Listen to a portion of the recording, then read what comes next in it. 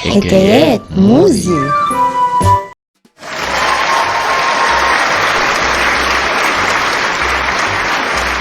برافو يا مين، برافو برافو. شكرا. ايه رأيك يا كنزي في المسرحية؟ بصراحة أنا انبسطت جدا من المسرحية دي. جدو أهو هناك، يلا تعالى بسرعة. عملت ايه النهاردة يا مصطفى؟ مش عايزة أقولك مصطفى النهاردة في المسرحية كان رائع. شاطر يا مصطفى، ده انت طلعت فنان جدا. شكرا يا جدو.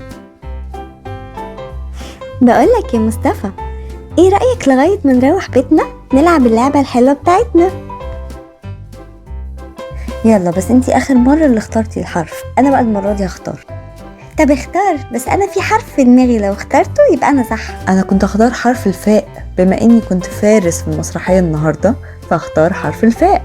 هو ده اللي كان في دماغي، تقرأ افكاري. طب يلا بينا. حرف الفاء بيتكتب بالطريقة دي،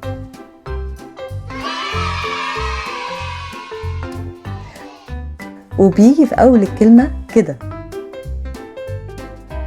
وفي نص الكلمة كده،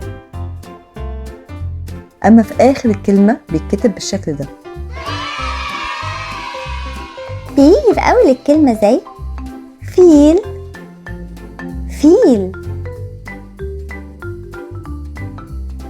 فراولة، فراولة. فم، فم. على فكرة وفارس كمان. انا عارفة ان فارس اول حرف ليها فاء، بس انا قلت اغير. ماشي يا ستي. بيجي في نص الكلمة زي مفتاح، مفتاح. عصفور، عصفور. فلفل، فلفل.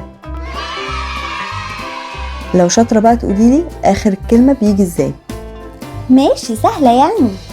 اخر الكلمة زي هاتف، هاتف. معطف، معطف.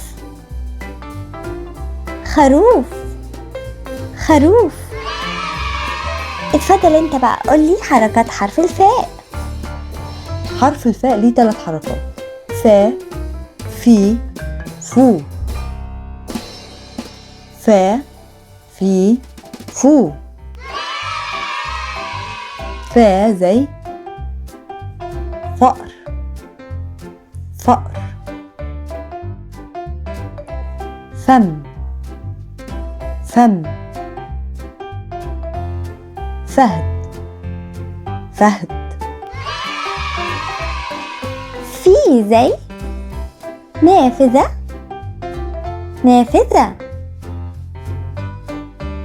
فيل، فيل.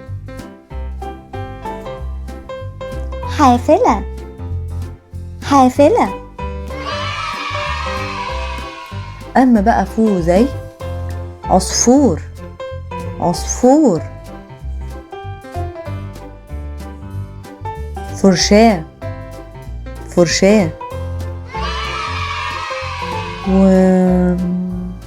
مش عارف اجيب اخر كلمة. استنى انا اقولها لك. فستان، فستان. طبعا لازم تبقي فاكرة الكلمة دي كويس قوي. كل فساتينك حلوة يا زي. شكرا يمو. يا الحمد لله، انا تعبت قوي النهاردة. ماشي يا فنان، يلا عشان تروح بيتك وترتاح. طب يلا يا كنزي، مفيش فايدة فيكي.